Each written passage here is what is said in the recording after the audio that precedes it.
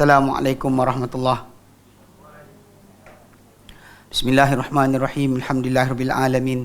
Nahmaduhu wa nasta'inuhu wa nastaghfiruh. Wa na'udzu billahi min syururi anfusina wa sayyiati a'malina.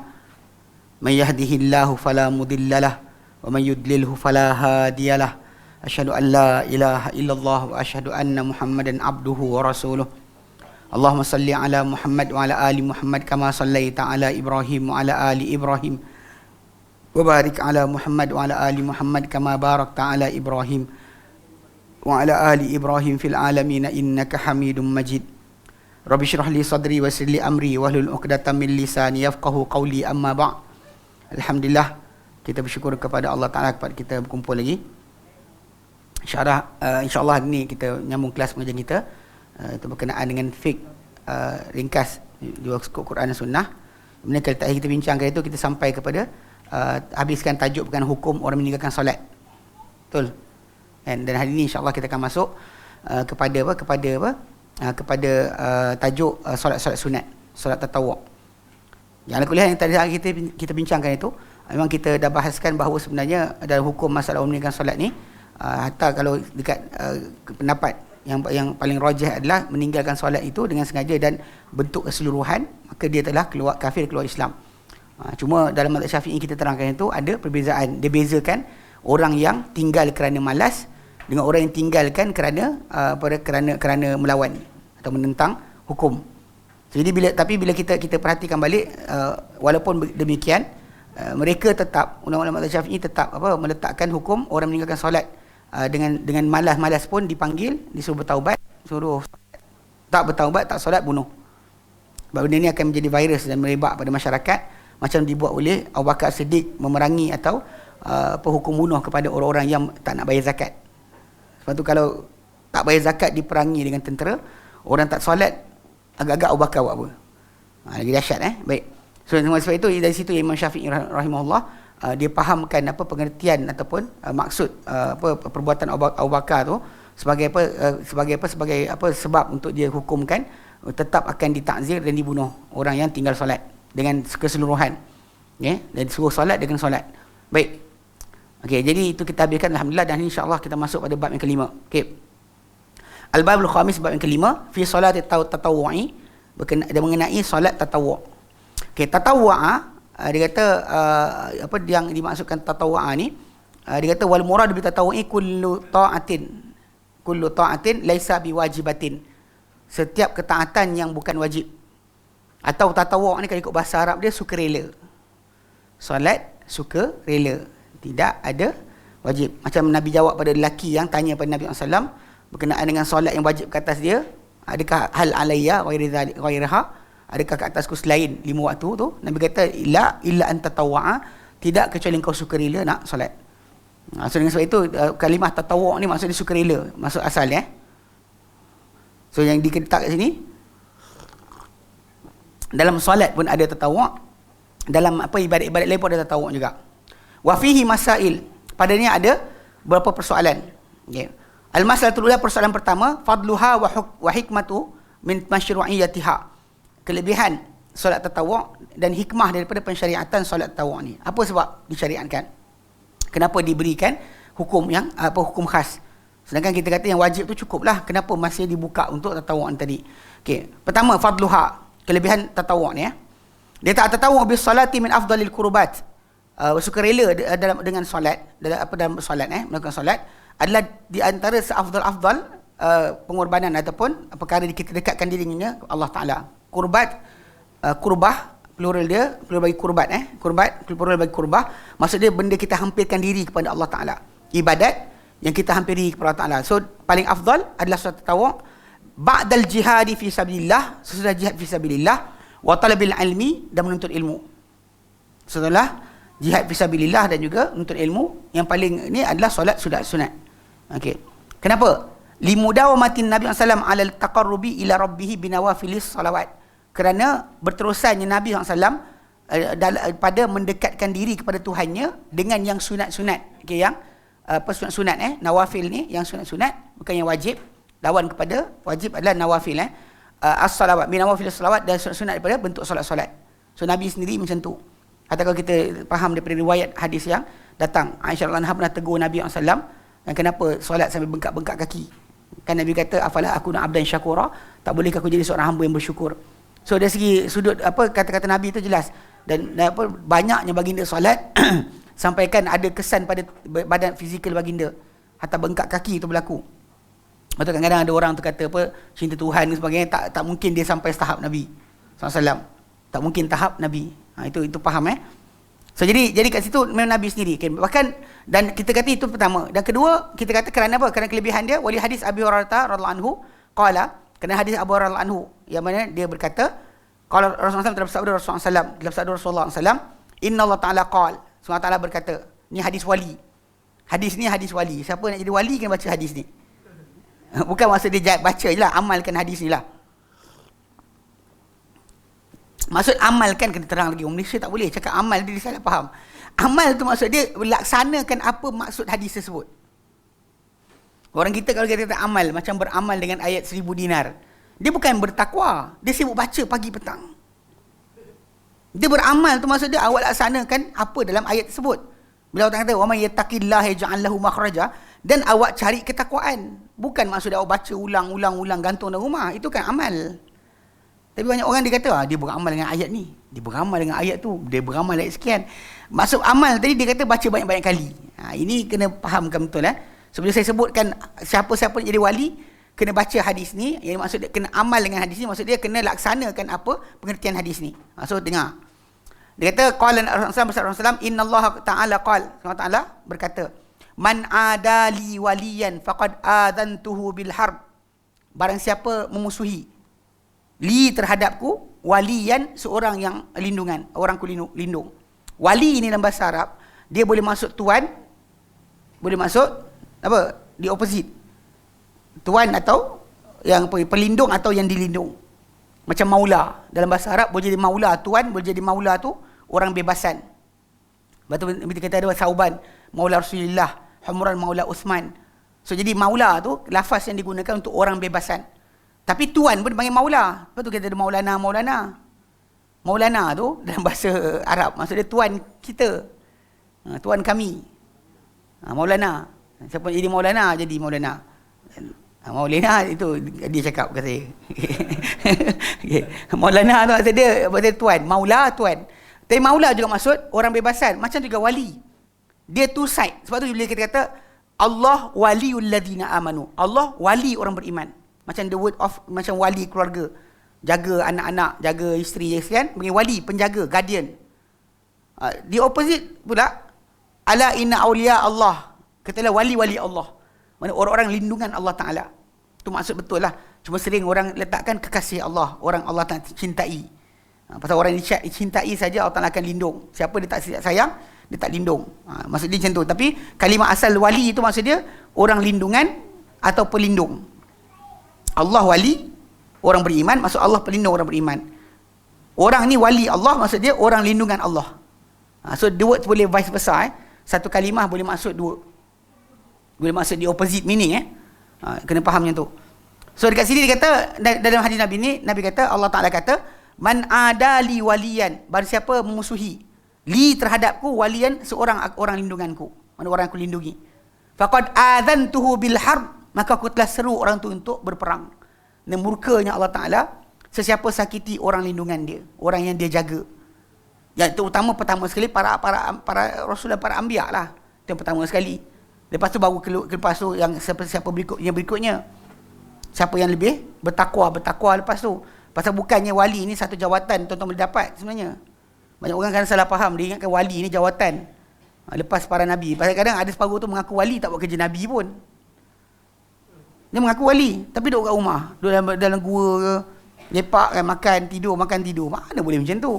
Kalau awak menjadi pengganti, bahkan memang kita kata ulama warasatul anbiya. Tapi benda tu tak applicable. So pada golongan sufi, bila sebut ulama tu, tak ada tisu. Okey, bila sebut ulama tu, maksud dia fahamkan orang yang belajar ilmu syarak. Tapi kalau sekiranya wali ni tak perlu, ilmu syarak tak payah. Dia pandai sendiri, ilmu laduni. Jadi ini kena masalah sikit. So every interpretation kita bincang ni kadang geng yang sufi tak faham-faham tajuk ni. Sebab lepas ni kita faham siapa jadi wali Allah. Okay, dia kata apa? Wa ma taqarraba ilayya 'abdi bi syai'in, dan tidaklah mendekat diri kepadaku seorang hamba-ku dengan sesuatu ahabba ilayya mimma aftaratuhu alaih, lebih sukai diriku berbanding apa kufardukan kepadanya. Maksud dia, aku lebih suka seorang hamba-ku itu mendekat diri kepadaku dengan perkara aku wajibkan. Ini Allah Ta'ala wajibkan kita cuba gunakan itu sebab untuk dekat pada Allah Ta'ala. Ini adalah jalan terbaik. Ini jalan terbaik. Yang fardu. Jangan sibuk cari benda-benda tambahan. Benda fardu tunaikan dulu. Yang fardu itulah punca utama. Sebab tu saya tengok macam kadang ada orang tu, dia kata pergi kat Yaman, saya jumpa seorang budak tu. Dia kata nak jadi wali. Dia pergilah Hadramaut. Belajar apa? Gurun ilmu ni lah, ilmu tu lah sebagainya. Lepas tu saya kata dengan dia, Uwais Al-Qarni wali tak? Dia kata, pastilah. Kan wali. Kan dia macam-macam benda dia tahu, sebagai Nabi kata doa dia makbul. Lepas tu bila tanya, apa amalan dia buat? Tarikat mana dia amal? Tak ada tarikat. Apa amalan dia buat? Bila kita sebutkan tentang benda-benda yang lain tu, kita tak tahu. Tapi yang Nabi sendiri sebut, dia ada waladun bar. Seorang anak yang baik. Yang dia jaga mak dia sendiri.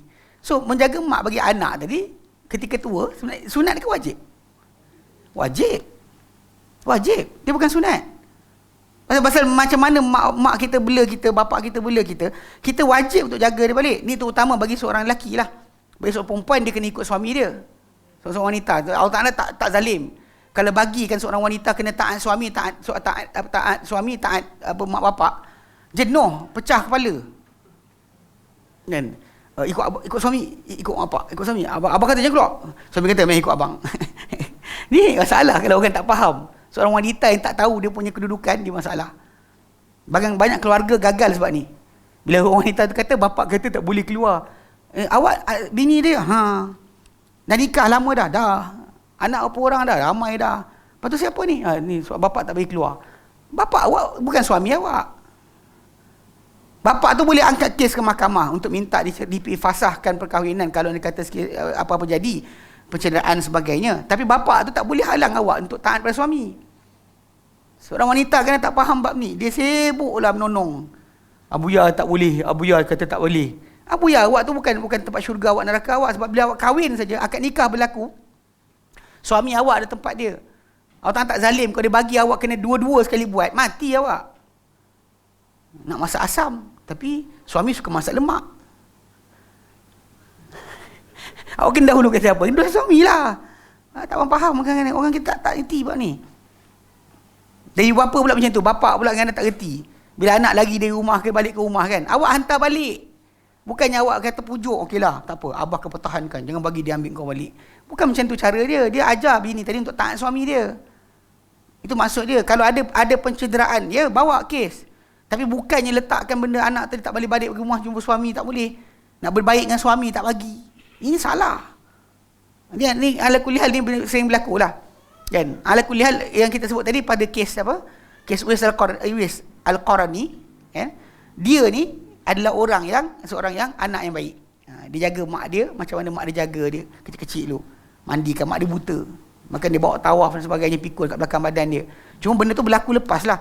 Ketika zaman Nabi hidup, dia tak sempat jumpa Nabi. Dia pernah datang Madinah dan Nabi tak ada.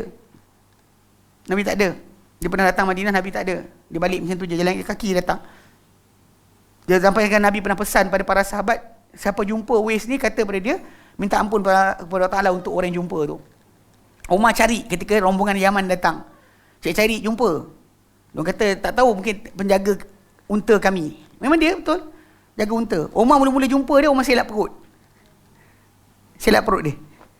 Sebab Nabi bagi tahu tanda dia, ada satu tanda kawasan sopak dekat dia punya badan dia tertinggal. Jadi minta bila Allah Ta'ala jadikan doa dia makbul, dia doa sembuhkan dia daripada penyakit sopak, Allah Ta'ala sembuhkan. Dia minta tinggalkan satu kawasan supaya dia sedar keadaan dia dulu. So Umar bila jumpa dia, Umar selap perut dia. Nak tengok tempat di mana apa kesan yang Nabi nyatakan. Lepas tu jumpa Umar kata pada Uwais, macam Nabi yang sarankan, wahai Uwais, kata minta ampun Allah Ta'ala untuk Umar. Istaghfirullah li Umar. Dia kata takkan minta ampun untuk engkau Umar. Dia kata minta je Nabi suruh. Dia buatlah. Tapi dari situ orang tahu dia punya doa makbul, kelang kabut lari. Dia lari ke Syam, dia lari ke sekian, Ustaz menyuruh sebab orang asyik sibuk cari dia untuk doa. Nah, kita kalau dapat macam tu, buka apa? Pusat rawatan teruslah, kan? Buat duit lah. Lawak tapi benar. Betul pun. Reality macam tu. Dapat sekali tu, besok Ustaz buka konsultan terus. Kan? Buat appoint pembantu peribadi. Semua call lintas dia. Appointment. Saya ambil nombor. Nak jumpa tu ambil nombor. Nak doa. Bila doa pun lagi kelakar kan. Nak doa kena bayar depan Kaabah. Auzubillah minasyaitanirrajim. Apa benda ni? Kan? Dipertahankan. Dia kata saya tak salah minta orang duit untuk pergi doa depan Kaabah. Kan? Ini lelaki ni memang doa dia makbul. Nabi kata. Tapi bila saya cakap dengan budak tu yang disebut cari amalan tarikat, saya kata Uwais Al-Qarani kan, dia jadi wali Allah sebab apa? Saya kata jaga mak. Saya kata awak ada mak bapak ada lagi? Dia kata ada, balik. Nak jadi wali sangat, balik. Oh, tapi tak boleh sijil pun penting juga. Ada dunia agak sebenarnya. Tipu je. Sijil pun penting juga, dia kata. Kita tak boleh, tak ada. Dia cakap tu. Ini budak-budak berkelakar panggil. Kalau nak jadi wali, penipu. Itu bagi pasal pada hadis ni dengan jelas Nabi kata, Allah Taala kata, "Wa ma taqarraba ilayya 'abdi", tidak mendekat diri kepadaku seorang hambaku bi syai'in dengan sesuatu ahabba ilayya, lebih suka isiku mimma aftaratu alaih, berbanding apa aku fardukan ke atasnya. Mana aku lebih suka seorang hamba tu dekat diri dengan benda yang aku wajibkan. Itu mengejar kedudukan si Allah Taala benda wajib. Kemudian tambahan, wala yazalu 'abdi yataqarrabu ilayya bin nawafili hatta uhibbah. Maka dan akan berterusanlah seorang hamba-Ku itu mendekat diri kepadaku dengan benda-benda sunat. Nawafil maksudnya kalau kita ke sini yang sunat dan yang wajib, bukan yang bid'ah. Untuk orang tu mendekat diri kepada Allah, sunat dan wajib. Dan ini kena dalil. Nawafil ni bukan kita reka sendiri. Nawafil ni apa yang Nabi tunjukkan. Sebenarnya Nabi beritahu macam tu, sentiasa seorang hamba tu, Nabi Allah kata, sentiasa seorang hamba tu mendekat diri kepada aku dengan perkara nawafil. Sampai akhirnya aku sayang dia. Wa idza ahbabtu, bila aku sayang dia, kuntu sam'uhu alladhi yasma'u bih. Aku menjadi pendengaran yang dia mendengar dengannya. Wa basaru alladhi yabsuru bihi, dan penglihatan dia melihat dengannya. Wa yadahu allati yabtashu biha, tangan dia menggam dengannya. Wa lam syubiha, dan kaki dia berjalan dengannya. Maksud dia semua apa benda tindakan dia di bawah kawalan aku. Aku jaga. Semua tindakan mata dia terlindung daripada maksiat, dengar telinga dia terhalang dari maksiat, tangan kaki dia tak akan buat benda yang tak elok. Dijaga macam tu sekali. Allah Ta'ala lindung dia betul-betul. Itu maksud dia kuntu sam'uhu alladhi yasma'u bihi dan sebagainya. Lepas tu wala insta'adani la u'idzanna. Kalau dia minta perlindungan aku pelindung, pasti lindung dia. Wala in sa'alani la u'tiyanna. Kalau dia minta aku, kan, kalau minta pada aku apa-apa, pasti aku berikan dia. Orang nak ujung tu, tapi orang tinggalkan bab awal ni. Semua orang nak yang doa je jadi, doa jadi. Tapi sebenarnya bila kalau betul lah anda sentiasa beramal dengan yang wajib dan yang sunat, in the end perasaan diri anda tak nak pada benda ni. Yang kat sini ni, tak ada sibuk nak terbang, tak ada sibuk nak berjalan atas air, tak ada sibuk nak buat magic di depan orang. Buat apa? Sarkas je lah. Habis boleh buat ke terbang, doa-doa terapung. Sarkas je. Geng-geng Hollywood buat. Nothing to be tak ada benda nak kita pelikkan. Sebab akhir tajuk dia adalah, adakah kita balik kepada Allah Ta'ala? Itu je. Kalau kata orang balik kepada kita semua, ustaz kan, sesat lah. Jadi cult lah, jadi kultus. Semua jadi buat. Semua cok guru kata amalkan. Ini benda salah sebenarnya. Sebab tu kenapa dalam hadis ni, siapa nak jadi orang lindungan Allah Ta'ala, jagalah dua benda. Jaga wajib, jaga sunat. Jadi di sini kelebihan nawafil ni. Mana seorang hamba tu kalau dia asyik buat benda-benda sunat ni, berakhir dengan akhirnya Allah Ta'ala sayang dia. Tapi kena ingat, fardu kena buat lah. Ni kadang ada orang tu pergi buat sunat-sunat kan, yang fardu tak buat. Contoh macam kes yang teguran diberikan oleh Abu Darda, Salman kepada Abu Darda yang kita bincangkan dulu kan. Teguran Salman kepada Abu Darda, dia kata engkau ke atas diri engkau ada hak, ke atas isteri engkau ada hak, ke atas jiran kau ada hak, ke atas tamu engkau ada hak. Mana Allah Ta'ala ada hak, tapi yang lain-lain kau ada hak juga, kena tunaikan. Selagi tak tunaikan semua sekali, awak gagal. Faham tak? Yang sibuk macam ada suara lah, solat malam, solat fardu hilang. Subuh lebu. Sebab apa? Letih bang, kan? Kiam lama. Dia kiam lama sangat, subuh tak terlajak. Ini salah lah. Kejar yang sunat, tinggal yang wajib. Bahkan ini di antara jalan-jalan pintu syaitan, macam disebut oleh Ibn Qayyim Al-Jauziyah rahimahullah, dia sebut berkenaan pintu syaitan ni. Dia bukan benda-benda semuanya benda jahat. Benda baik pun dia pakai juga. Macam benda yang sepatut orang tu tunaikan tak buat, yang tak patut dia tunaikan sibuk. Kadang-kadang, tapi sebut dia orang perempuan marah. Panjat bukit, pergi sekian-sekian dakwah orang asli kan. Suami kat rumah terkulat-kulat kan, tunggu dia balik. Ini salah lah. Ini sangat zalim sebenarnya tau. Banyak orang tak nampak bab ni. Saya tegur. Sebab saya cakap ni sebab kadang-kadang orang tak faham-faham. Dia macam kita sebut dia tu lah. Nakkan pintu dah terbuka besar, ikut jalan pintu tersebut. Jangan panjat tingkap. Tahu tak? Dia heboh gitu macam cerita ninja. Kak, kenapa? Nak masuk kelas dekat Baitul Salam. Masuk ke tingkap, pecah tingkap masuk dalam. Orang suruh ikut tangga tak mau. Bahkan ada lift pula, ada lift. Dia tak ikut lift juga. Nak manjat juga. Ayat terbumbung terjun kan, gulik-gulik kat tangga, masuk kelas. Ini salah faham sebenarnya. Sebab tu kenapa wajib dan sunat dua ni jaga. Sebab tu nawafil ni dia tambahan kepada bila orang terlaksanakan kefarduan, dan dia buat pula nawafil, hujung nawafil tadi menjadikan Allah Taala cinta kepada dia, sayang kepada dia. Apa lagi benda besar kita nak, kan? Tak payah carilah terbang ke, kan, kebal peluru ke, kan, dapat apa, kita pejam mata je jadi apa nak, tak payah, kan? Yang paling besar kita patut kejar daripada ibadat kita buat, yang fardu yang sunat adalah Allah Ta'ala sayang kepada kita. Dan bahkan jangan kita minta magic, sebab para sahabat Nabi SAW, walaupun dalam keadaan mereka ni adalah kasih Allah Ta'ala, kan, yang kita terlepas para anbiya, tiada siapa lebih afdal daripada para sahabat, tapi mati dibunuh juga. Mereka doa minta keselamatan, tapi Allah Ta'ala berikan ikut kadar Allah Ta'ala nak. Bukan ikut kadar kita. Kita jangan main kan.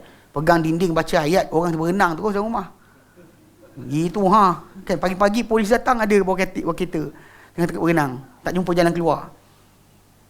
Osman bin Affan mati, orang perompak naik rumah bunuh dia. Kalau ikutkan daripada asas, Osman dia bila ayat dapat lindungan daripada awak lah. Awak adalah culas kadang-kadang datang solat fardu pun jarang. Baca Quran pun gagap kadang-kadang, geram betul. Saya tak mahu cakap macam ni kan. Tapi kadang-kadang kasar ni kena juga dengan orang dia. Kadang-kadang kita pun amal ibadat tak padan dengan siapa-siapa. The lesser, yang para sahabat paling rendah sekalipun, Arab Badui kencana masjid pun kadar ibadat dengan kita, dengan dia, tak boleh kejar Badui tu. Tapi kita punya speciality, la ilaha illallah kan, kalah Nabi. Kadang ini kena jaga sikit. Sebab tu kenapa kat sini kelebihan nawafil ni faham betul. Sebab tidak ada hujung perkara-perkara sunat yang anda amalkan, tiada hujung yang tertinggi melainkan cinta Allah dapat kepada anda. Jadi memang kita kata benda ni, ayat ni macam bila kata fardu dan sunat tadi, mesti ikut Nabi, bukan ikut kepala kita. Bukan ikut apa kita rasa. Saya rasa inilah bagus, saya rasa inilah bagus. Tak ada. Semua tadi adalah gagal. Kena jaga sikit. Baik, itu asas kelebihan yang besar bagi nawafil. Ini walaupun ini kita bincang sekarang solat, nanti pada bab puasa sunat, bab umrah sunat dan sebagainya, bab sedekah-sedekah sunat pun selain daripada zakat yang wajib, semua tu adalah memberikan kesan yang sama. Sebab nawafil tu adalah plural bagi semua sekali. Daripada nafilah, semua sekali amalan-amalan yang sunat dipanggil nawafil. Tak kira solat atau puasa sunat atau sedekah sunat atau apa saja. Okey, itu kelebihan dia. Baik. Kedua, al-hikmatu min masyru'iyatiha. Hikmah daripada pensyariatan akan tatawwu' ni. Solat tatawwu' ni atau ibadat tatawwu'. Wa qad syara'a subhanahu wa ta'ala at-tatawwu'a rahmatan bi ibadihi. Sungguhnya telah mensyariatkan dia subhanah akan perkara-perkara sunat ni, perkara-perkara sukarela ni daripada segi ibadat sebagai rahmat terhadap hamba-hambanya. Faja'ala likulli fardin tatawwu'an min jinsihi. Lalu dijadikan untuk setiap perbuatan fardu ada sukarela yang daripada bentuk yang sama. Mana solat fardu 5. Lepas tu ada solat-solat sunat yang lain. Puasa wajib Ramadan. Lepas tu ada yang lain. Umrah sunat, sedekah yang ni, zakat adalah sedekah yang wajib. Sedekah sunat buat macam mana pun. So jadi di sini memang diberikan dua sudut. Ada yang fardu, ada yang sunat digandingkan. Liyazdadal mu'minu imanan, supaya bertambah seorang beriman tu akan keimanan. Wa rif'atan, dan ketinggian. Fid darajat, dalam darjat. Wa bi fi'li hadhihi tatawwu', dengan melakukan perkara-perkara sukarela ni. So, memang kita tambahkan diri kita. Bahkan terutama kalau benda tu benda-benda yang kita boleh sorokkan. Kadang amalan fardu ni kita buat depan orang, orang nampak. Solat berjemaah orang nampak. Tapi solat sunat kita boleh sorok. Kat rumah kita, kalau rumah besar, banyak tempat boleh nyuruk. Bini cari tak jumpa. Kenapa? Solat sunat. Yalah kan, nak sorok-sorok, sedekah boleh sorok-sorok. Kau dah hantar benda sekian kan. Kau rasa takut, takut kita transfer bank nampak akaun kita.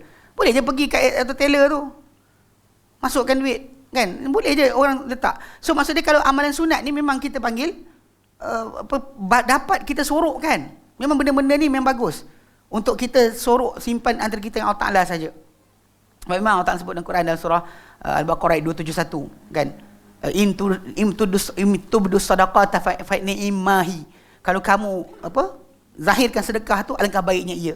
Wa in tukhfuha wa tu'tuhal fuqara. Tapi kalau kamu sembunyikan dia, kamu berikan orang fakir, fa khairul lakum, maka lebih baik untuk kalian. It's better for you. Mana tunjukkan tak apa, tapi sorok tu lagi baik sebenarnya. Ini pada kaedah ni untuk jaga hati kita. So dalam ibadat tatawuk kita boleh buat orang tak tahu. Kalau solat fardu kan nampak. Terutama kalau kita datang masjid dan sebagainya, orang nampaklah kita. Jangan pula syaitan datang pula, jangan tunjuk kat orang solat kat rumah. Nanti orang kata apa pula. Itu syaitan datang lah tu. Jalan syaitan untuk merosakkan manusia bukannya ni. Tapi maksudnya kita buat. Okay, jadi amalan sunat ni yang utama. Orang perempuan paling banyak boleh dapat buat macam ni. Kat rumah sentiasa kan. Boleh buat benda berkenaan. Kan? Tapi lah drama-drama tu banyak juga. Drama kan. Baik, yang sini tak ada. Sini tak tengok drama situ. Dia orang cakap, ya tidak tahu. Okey. Dia kata, lihat supaya bertambah iman. Sebab bila kita laksanakan perkara sukarela ni, dia sebenarnya adalah tanda iman. Kalau yang fardu tadi kita buat, kita memang tak buat, kita dosa. Yang ini untuk tambahan, bagi meningkatkan iman. Bahkan dia kata, walitak mula al-faraidu. Bahkan untuk supaya apa? Menjadi sempurna akan yang fardu-fardu. Wa tujbaru yaumal qiyamati hadza tatawwu wa tujbaru yaumal qiyamati bihadza atatawwu, dan dia akan ditampal pada hari kiamat nanti, ditampung pada hari kiamat yang fardu-fardu tadi dengan tatawwu ini. Benda amalan sukarela ni akan menampung yang fardu. Inilah dalil sebenarnya dipakai untuk orang yang tertinggal solat. Sepatutnya dia banyakkan solat sunat.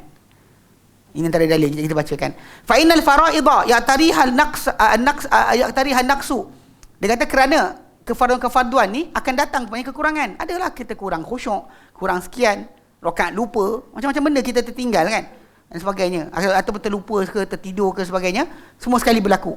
Okay. Kama fi hadis Abi Hurairah radhiyallahu anhu, macam hadis Abu Hurairah anhu, Nabi sallallahu alaihi wasallam qala, baginda bersabda, inna awwala ma yuhasabu bihil abdu al-muslimu yaumal qiyamati as-salah. Sesungguhnya yang pertama dihisap dengannya atau terhadapnya dengannya seorang hamba yang muslim itu pada hari kiamat nanti adalah solat. The first thing akan ditanya pada hak Allah Ta'ala. Kalau bab hak manusia, darah.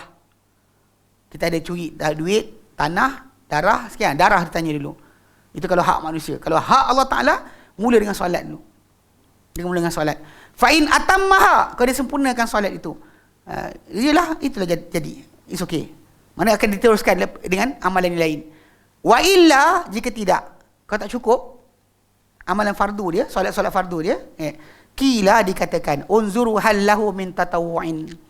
Allah Ta'ala kata, lihatlah adakah ada untuknya sebarang sukarela. Ibadat sukarela ada tak? Solat sunat ada tak? Fa in kana lahu, maka jika ada untuknya kan tatawwu'un, sebarang tatawwu', ukmilatil faridatu min tatawwu'ihi, akan disempurnakan yang fardu tu daripada tatawwu'nya. Thumma yuf'alu bi sa'iril a'mal al-mafruḍah mithlu dzalika. Kemudian akan dibuat dengan seluruh amalan-amalan fardu seumpama itu. Ini antara dalil bahawa siapa tak solat, puasa tak diterima. Tak guna awak puasa. Maksud dia sebab apa? Sebab awak takkan dihitung pun puasa awak. Mana amal awak yang lain, zakat awak bayar, ini awak sekian, takkan diterima kalau solat tak ada. Macam mana? Macam mana? Tak guna. Sebab tak dikira pasal sedekah tadi untuk tampal zakat. Kalau sedekah sunat kita ada, macam dulu bercerita kiamat sudah dekat. Ada cerita Indonesia dulu. Lama dah kot. Zaman saya kat Yaman, diorang bawa cerita tu. Geng-geng Indonesia kan pinjam ke CD. Tengok cerita kelakar pasal ahli muzik ni. Dia nak kahwin dengan anak kiai. Jumpa anak kiai, minat anak kiai, nak kahwin dengan anak kiai. Jadi terpaksa belajar Islam, dia kosong lah. Belajar solat, belajar sekian. Jumpa-jumpa tu Muslim. Dah sunat, tak faham. Potong, tak faham. Dia tahu. Jadi banyak benda dah dia buat. So keluarga dia tak solat. Bila start dia solat, keluarga dia mula macam tapi ada perbualan bapak dengan mak dia. Yelah, kita tak solat tapi kita jaga panti asuhan ini, kita jaga rumah anak yatim ini, kita sekian.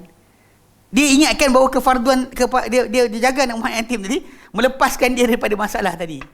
Kalau dosa kita faham, dosa-dosa tertentu, contoh macam kes orang yang dihapuskan dosa, macam wanita yang pelacur yang kita dalam kisah tu, dia bagi minum anjing tadi, diampunkan dosa dia. Dia seorang wanita yang beragama, bukan tak ada agama, bukan ahli kitab. Macam tu juga lelaki yang bunuh 100 orang tu, dosa tu boleh dihapuskan, tapi kefarduan yang awak tak buat tak boleh isi. Jadi beza kefarduan yang ada pada diri awak yang tak buat, itu tak boleh disumbatkan dengan amalan lain. Macam dia kata sedekah kan, sedekah tak ada ganti untuk masalah solat, dia akan tampal pada zakat. Dia kan, puasa sunat akan tampal pada puasa wajib. Dia tampal macam tu. Sebab tu dalam hadis kata, "Tsumma yuf'alu bisairil a'mal al-mafruḍ bisa'il a'mal al-mafruḍati mislu dzalika." Kemudian akan dibuat dengan semua amalan fardu macam tu. You only be asked about zakat, atau ditanya tentang tajuk masalah haji, ditanya berkenaan dengan puasa, kalau solat lepas. Kalau solat tak lepas tak tanya tau. Tak ada macam, tak solat. Tapi tengok, ada tak? Dia bukan macam tu. Ini jangan salah faham. Banyak orang salah faham bab ni. Dia ingatkan dia buat benda-benda yang tak senonoh, ataupun dia tak laksanakan kewajipan dia. Dia sangka sunat dia boleh. Perkara sunat yang dia buat tu boleh tampung. Tak boleh. Bahkan bila Nabi terangkan, semua amalan-amalan sunat tadi ditampung berdasar kepada amalan fardu yang ada. Di soal fardu tu, bila fardu kurang, cari sunat dia. Kalau solat sunat, bukan sedekah. Kalau solat, kini solat settle, baru tanya pula zakat. Zakat kurang, tengok ada tak dia, sedekah sunat, tampal. Lepas tu kemudian puasa, dia tanya macam tu. Kaedah dia tanya sedemikian. Bukan dengan cara yang dibayangkan oleh kita macam sekarang ni kan, saya tak solat tapi saya sebanyak sedekah. Macam tu lah pakcik dia cakap. Ya, kita enggak solat tapi ya kita banyak jaga, dia kata, rumah-rumah anak yatim dan sebagainya. Ini masalah gagal. Kalau orang tu ada perasaan tersebut, dia sangat gagal. Faham tak? Sebab kita dalam kes amalan yang sunat, kita buat lepas kita selesai yang fardu. Kalau awak tak buat yang fardu, betul awak harap yang sunat awak tampung awak apa hal? Pasal kita tahu pada kes yang tadi kan, aku lebih suka seorang hamba-Ku mendekat diri kepada-Ku dengan perkara yang aku fardukan. Lepas tu barulah berterusan seorang hamba tu mendekat diri kepada-Ku dengan perkara-perkara sunat sampai aku sayang dia. Orang pergi ambil amalan sunat, zikir banyak, dia ingat terus lompat kewajipan kes keluarga tadi. Macam kes ni lah, macam kes solat. Bab jaga isteri, hak-hak yang lain. Sebab tu kenapa Salman datang tegur Abu Darda tu. Sebab dia kata betul, Allah Ta'ala ada hak ke atas engkau. Kata diri engkau ada hak, kata isteri engkau ada hak. Kan suami tu kan beria lah solat kan, tak layan isteri dia, salah. Tapi itu kan solat tak ditampung, tak boleh. Pasal awak fardu kat sini satu, fardu kat isteri satu benda lain. Mana boleh lari dari situ? Ni banyak orang saya tahu calculation dia lain tau. Tak apalah, tak ada sekian, tapi I buat benda ni. Dia I buat benda ni. Apa akad tak puas hati? Tanya. Saya nampak dia tadi goyang-goyang kepala yang dia. Rahmat Allah hanya dapat bagi orang yang layak. Kelayakan tadi diceritakan sekarang. Ni guidance dia. Kalau orang tu tak buat benda yang dia suruh, tak tinggal yang dilarang, and expecting Allah akan rahmat pada dia. Seriously. Sebab tu kita bila faham tajuk ni, Allah Ta'ala boleh lepaskan siapa saja. Betul. Tapi kena ingat, adakah anda masuk dalam tu? Sebab tu para sahabat Nabi menangis, nak mati. Ada di kalangan mereka nak mati tu menangis. Tanya kenapa? Dia kata, bukan Nabi janji kau sekian ke? Bahkan dia antara orang yang Nabi bagi dia tongkat, tunggu sampai haud nanti jumpa. Dia mati tanam sekali. Sebab tu kadang-kadang kalau kes-kes orang apa cerita bawa apa, ada Nabi punya bulu apa kan, semua tipu. So para sahabat Nabi bila dia mati, dia bawa mati. Apa benda yang ada objek-objek yang dengan Nabi tu dia bawa mati. Tanam sekali dengan dia orang. So jadi kes bila dia nak mati tu, nangis, orang kata bukan Nabi janji kau sekian. Dia kata betul. Nabi janji pada aku macam-macam. Tapi Nabi juga sabda kan, Nabi kata Allah tergenggamkan makhluk dia, satu genggaman dengan kanan, satu genggaman kiri. Dan Allah Ta'ala kata ini dalam syurga, ini dalam neraka. Aku tak kisah. Dia kata aku tak tahu aku dalam mana satu. You have to ada jaga tadi. Sebab tu kita ada khauf dan rojak. Kalau kita ada rojak saja, bukan rojak, harap saja, kan, pengharapan saja, tinggi sangat harapan kita jadi Yahudi. The Jews actually expecting diorang takkan kena. Sebab Tuhan sayang, bagi Nabi beratus-ratus, beribu-ribu Nabi silih berganti. Diorang sampai expecting takkan masuk neraka kehidupan hari. Diorang sangka macam tu sekali. Kita bimbang nanti umat Islam kita dekat Malaysia jadi Murji'ah. Ni masuk Murji'ah ni. Amal tak nak, janji iman ada, insya-Allah lepas. Oh jangan. Kalau kita tahu adilnya Allah Ta'ala, kita takkan rasa lepas. Sebab tu Nabi dalam Sahih Muslim kan, Nabi kata kalaulah mengetahui seorang yang kafir ni apa rahmat Allah Ta'ala ada, nescaya tak rasa masuk neraka seorang pun. Tak ada seorang pun tak ada seorang pun rasa hampa dia masuk syurga. Means that tengah-tengah nak masuk neraka pun dia masih lagi expecting Allah Ta'ala lepaskan dia. Means that besarnya rahmat Allah Ta'ala tu, if ever you know. Sebab seorang yang masuk neraka, yang kafir tu akan rasa dia takkan masuk neraka sebab rasakan Allah Ta'ala punya belas kasihan tu sangat besar. Kalau seorang kafir tahu apa Allah Ta'ala ada daripada belas kasihan dan rahmat, nescaya takkan hampa untuk masuk syurga seorang pun. Kalaulah tahu seorang beriman tu apa Allah Ta'ala ada daripada azab, dan azab tadi berkaitan keadilan Allah Ta'ala, nescaya tak ada rasa selamat dari neraka sesiapa pun. Itu expecting yang para sahabatnya perangai. Nak mati nangis, kita sengih je, tak apalah saya mati. Kena jaga-jaga sikit Bila akan cakap tadi kan, memang kita masuk syurga dengan rahmat Allah Ta'ala. Tapi kita lihat dalam Quran kan. Contoh banyak ayat-ayat datang. Kalau akak buka Quran kan, bila Allah kata jaza'an bima kanu ya'malun kan, contoh macam surah Sajadah. Besok kan pagi kalau orang lelaki pergi masjid, orang akan baca surah Sajadah. Ni antara benda yang kena ingat. Perempuan tak pergi sangat, jadi masalah sikit. Sebab kadang tu yang jadi sujud ke rukuk. Okey. Ini biasa berlaku. Tapi saya fahamkan Pasal bila akak sebut tadi kan, akak sebut kata rahmat Allah Ta'ala. Jangan kita salah faham. Kita yang pegang satu ayat, tinggal ayat lain. Memang ayat yang datang Allah Ta'ala yaghfir ma yasha' wa yu'adzib ma yasha'. Betul. Tapi bila orang yang dapat masuk syurga tu, apa benda Allah Ta'ala kata? Allah Ta'ala apa? Afaman kana mu'minan kaman kana fasiqa. Adakah orang-orang yang beriman kan sama seperti orang yang fasik? La yastawun, tak serupa. Dia tak sama. Afaman kana mu'minan kaman kana fasiqa la yastawun. Ammal ladzina amanu, adapun orang beriman, falahum jannatul ma'wa, maka untuk mereka taman-taman, kebun-kebun sebagai tempat kembali. Nuzulan, dipersiapkan untuk mereka ni sebagai rumah-rumah, bima kanu ya'malun, dengan apa yang, dengan sebab apa mereka dahulu ni. Ni jangan lupa ni, dengan apa mereka dahulu kerjakan. Bahkan malaikat pun bila dia kata bila sambut ahli syurga masuk syurga, salamun alaikum tibtum bima kuntum ta'malun juga disebut. You don't ever losekan semua. Kita tak boleh expecting amal kita ni mempunyai nilai yang besar. Tapi itu guideline untuk mendapat rahmat Allah. Sebab Allah Ta'ala kata tadi dalam hadis tadi kan, aku lebih suka seorang hamba tu dekat diri pada aku dengan perkara yang aku wajibkan. Dia bukan semata-mata rahmat Allah Ta'ala. Tadi rahmat tu datang dengan benda wajib kita buat, benda sunat kita teruskan. Kalau tak buat kerja tak boleh. Sebab dunia ni negeri amal. Sebab tu dalam surah Al-Ghashiyah.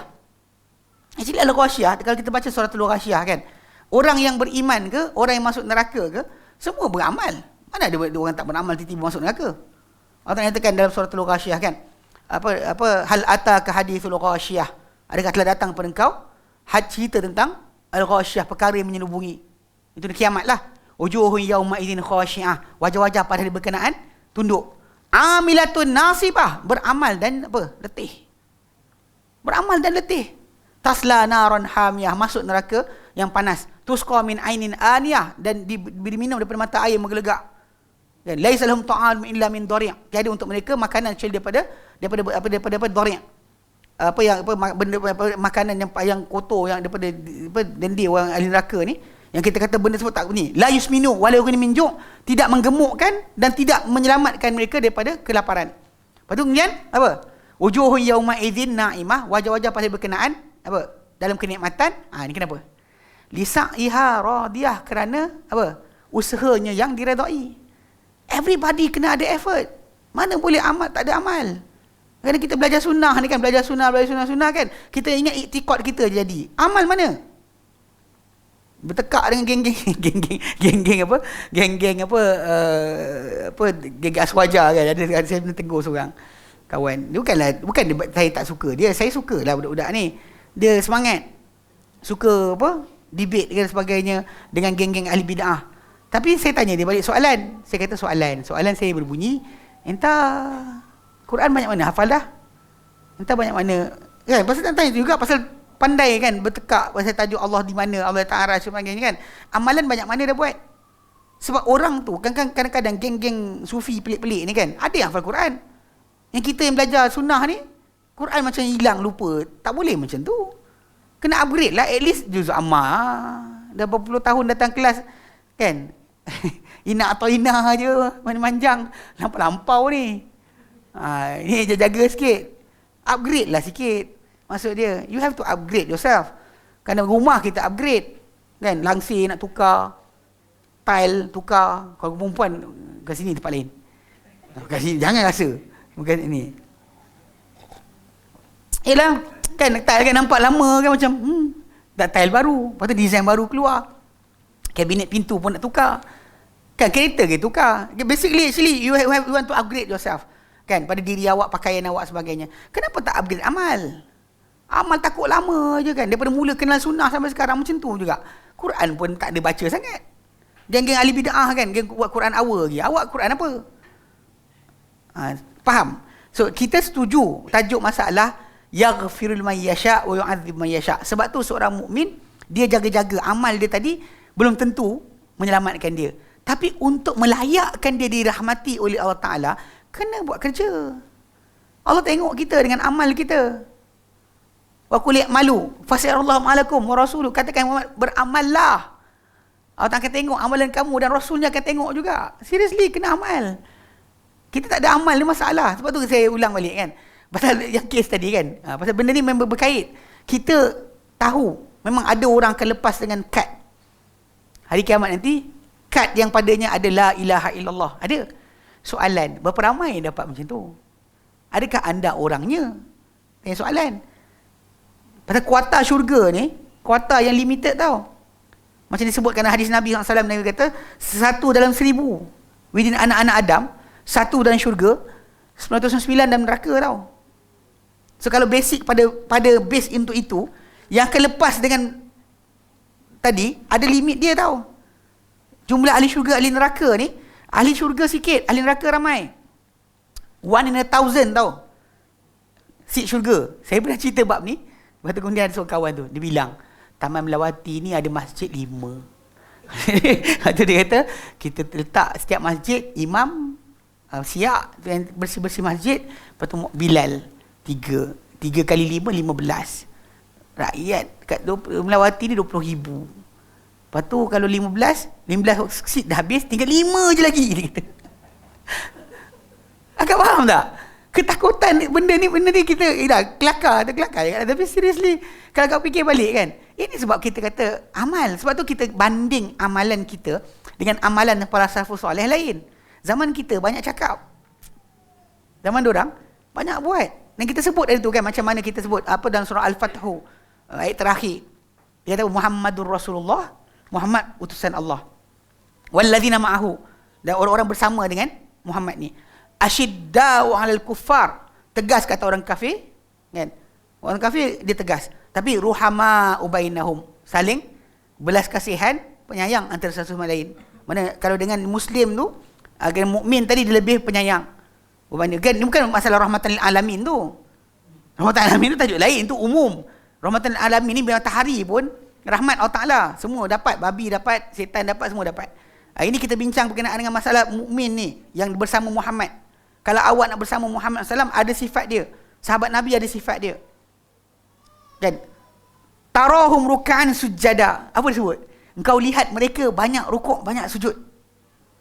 Itu sifat para sahabat Nabi SAW. Banyak rukuk, banyak sujud. Allah Ta'ala rekodkan dalam Quran, kita baca, tapi kita lintas, kita pejam mata, tak perasan. Sebab sifat para sahabat Nabi macam tu. Banyak rukuk, banyak sujud. Tarahum ruk'an sujada. Kamu lihat mereka banyak rukuk, banyak sujud. Soalan, kau dah fardu dah buat, apa lagi tinggal? Solat sunat lah. Ada masa kosong solat sunat, ada masa kosong solat sunat. Kan? Kita masa kosong banyak sembang. Ustaz pun sama. Saya mengaku. Orang tak mengaku tu denial masalah dia. Saya mengaku lah. Kami sendiri ustaz ni pun kadang banyak bercakap je. Gelak kan. Suka sangat dia. Bagus ustaz macam tu. Ini ustaz punya tahap. Kalau awak macam mana? Nak fahamkan betul. Jadi maksud dia kak, kita pegang betul. Tajuk yang akak kata apa tadi? Masuk syurga rahmat Allah Ta'ala tu, ayat dia adalah yaghfiru liman yasha wa yu'adzibu man yasha. Allah Ta'ala azab siapa dia nak, ampun siapa dia nak. Dia ampun siapa dia nak, dia azab. Pasal memang tergantung pada kehendak Allah Ta'ala. Dia nak bagi, dia bagi siapa saja. Walaupun orang tu kata, ish takkanlah, ya, dia lepaskan. Orang tu dah bunuh 100 orang, Allah Ta'ala boleh lepaskan. Tapi adakah kita orang yang macam tu juga? Sebab balik pada asal, seat limited. Kan kisah bila Nabi SAW sebut berkenaan dengan masuk syurga tanpa hisap umat baginda 70,000. Ketika kan Ukashah bin Mihsan, dia angkat tangan, dia kata, ya Rasulullah, ud'ullah Ta'ala an aku minhum. Supaya aku jadi mereka, anta minhum. Lepas tu seorang lagi angkat tangan, ya Rasulullah, doalah aku jadi sabaqaka biha Ukashah dah mendahului engkau. He precede you. Engkau aku tak boleh bagi. Maksud dia seorang lepas, yang lain minta, Nabi tak bagi. Sebab apa? Sebab amal. Sebab dia ni sekarang minta, Nabi bagi, tapi yang ni boleh lepas dengan rahmat. Tapi yang lain kena ukur balik.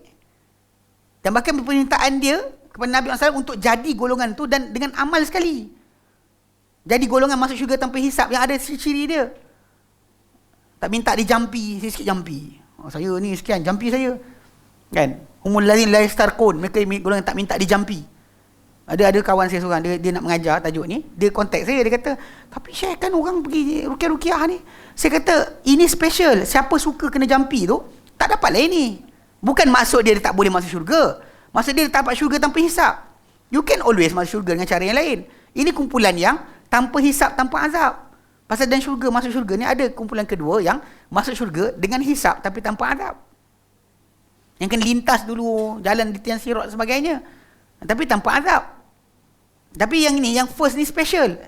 Sifat pertama Nabi sebut, humul ladzina la yastarqun. Mereka orang tak minta dijampi. Gagal banyak kat Malaysia ni. Kalau benda ni. Benda. Tak perhati lagi tu. Itulah saya kata tadi, ini speciality. Akak nak masuk syurga dengan soalan, buatlah. Kalau akak nak masuk syurga tanpa hisap, then akak kena follow yang ni. Dia ada ciri tersendiri, speciality. Ini kumpulan syurga tanpa hisap. Awak buat benda yang opposite Nabi sabda, betul awak nak dapat benda yang sama, mana boleh. Orang kata siapa minta baju tu mesti pakai baju hijau. Pakai baju merah, saya nak jalan juga. Mana boleh lepas. Faham tak? Benda ruqyah. Ruqyah apa? Sebutkan ruqyah Nabi. Akak dengar ruqyah Nabi bunyi macam mana? Apa bunyi ruqyah Nabi? As'alullahal azim, Rabbal arshil azim, an yashfiyak. Terjemahkan? Aku minta Allah yang agung, Tuhan arasy yang agung sembuhkan kau. Tu doa kak. Yang lain Nabi kata pegang badan kan. Bismillah, bismillah, bismillah. Dengan nama Allah, dengan nama Allah. Betul kan?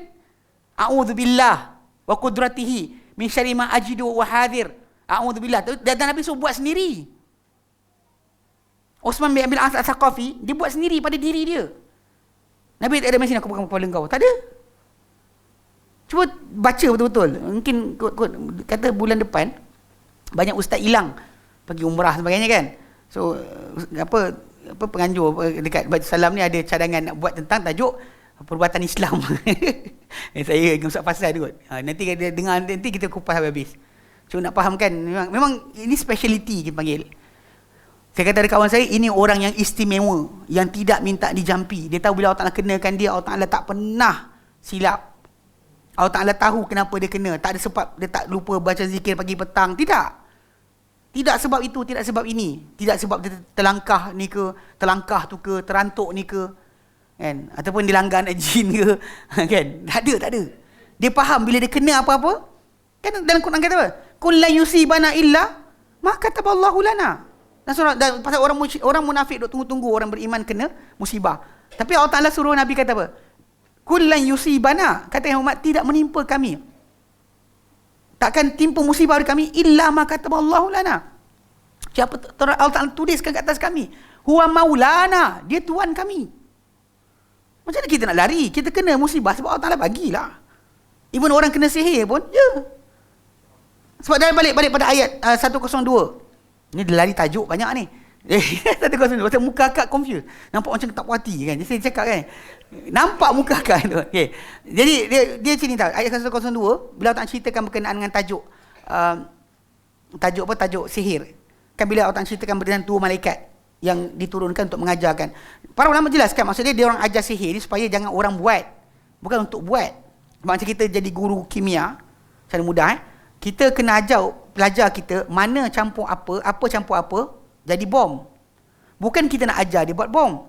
Tapi kita kena bagi tahu supaya dia tak tersilap dan buat. Dan mati semua dalam amal.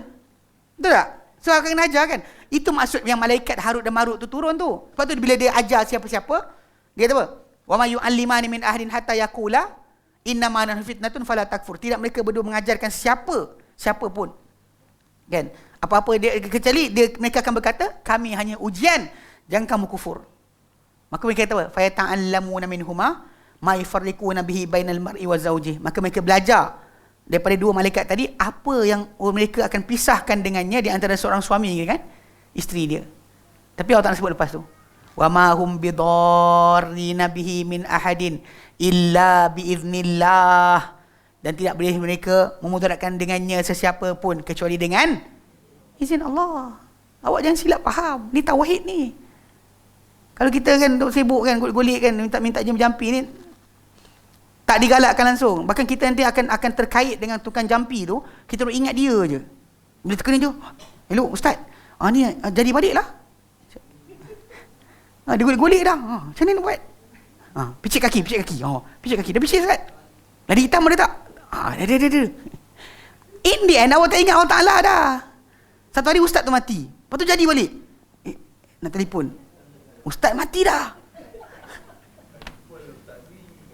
Ustaz Adli tak buat kerja tu. Saya ada orang. Pernah sekali ada orang tu. Hello Ustaz. Ni ada orang ni kan. Dia cerita apa?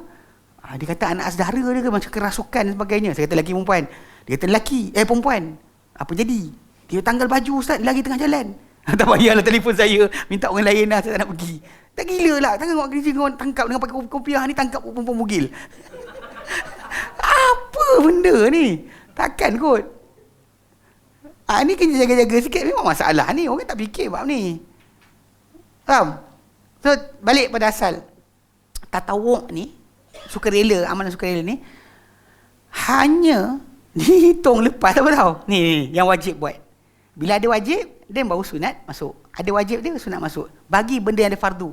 If ever benda lain, macam azkar, zikir pagi petang sebagainya, itu pun kena masuk juga. Tapi tunggu solat lepas. Atau selawat, untuk selawat banyak. Saya tak solat tapi saya selawat. Hangus. Jangan poyok lah. Memang hangus, hangit. Gentung tu. Saya tak selawat, saya solat tapi saya selawat. Takkan tak boleh? Memang tak boleh lah. Awak kena solat dulu.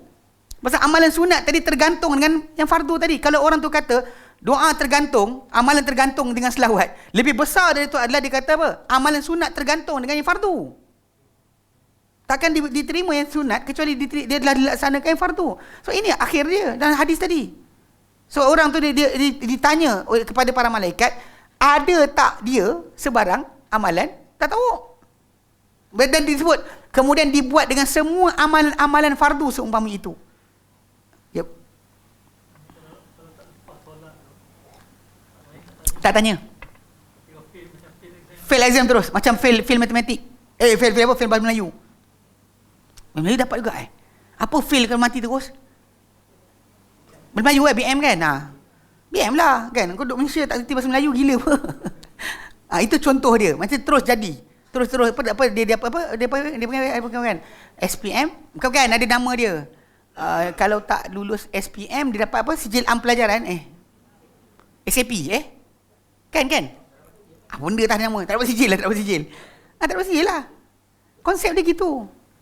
Sebab ini major point dia. Sebab bila dah ini pasal hak Allah Ta'ala banyak. Fahamkan betul hak Allah Ta'ala banyak. Tapi yang paling besar, hak yang Allah Ta'ala letak kepada kita kan, lepas masalah akidah tak syirik, paling besar lepas tu ni solat fardu. Lepas tu lepas syahadah awak kena ada solat. Kalau syahadah tak solat, tang mana masuk? Ada orang kata, tapi ustaz, ada orang tu pergi jihad tak dan solat lagi. La haula wala quwwata illa billah. Orang tu tak sempat belajar. Memanglah tak, mana itu hanguslah. Pasal syirik tadi nombor 1 akan hilang. Takkan lepas. Dalam surah An-Nisa kan, ayat 45, 43, 44, 45, 46, 47, 48 kan. Memang datang dengan kalimah sebut. Apa-apa tak berhati tadi sini. Mu cuarat belakang. Cuarat lah kan. Yup.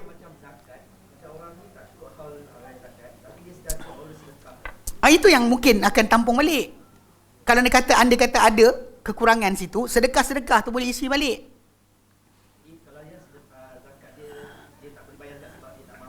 Itu tak mampu, tak timbul tajuk lah. Ni kita sedekah sunat tak ada masalah. Sebab tu amal macam tadi solat fardu buat.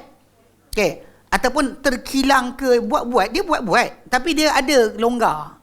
Faham tak? Terlupa, terlepas. Sebab tu yang ini dalil yang dipakai oleh para ulama yang menyatakan bahawa orang yang tertinggal solat banyak pada zaman agogo, zaman Pok Yeye, zaman dulu kan. Kalau kami zaman sekarang ni alhamdulillah kan, siapa lahir zaman sekarang, dari lahir terus Islam tu jadi besar.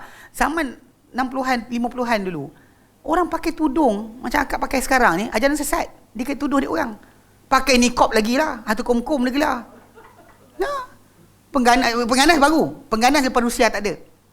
The word terrorist used upon Islam is actually after Russia jatuh.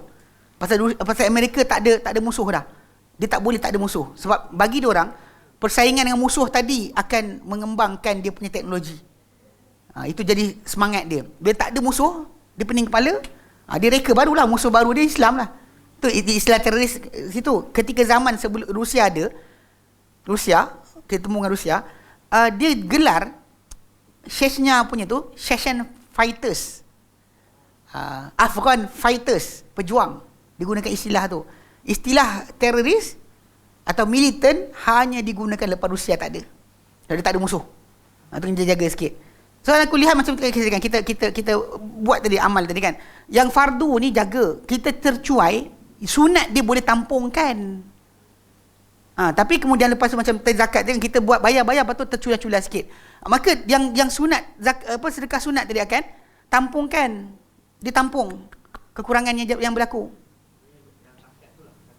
Zakat tu sini. Zakat tu kita tercuai.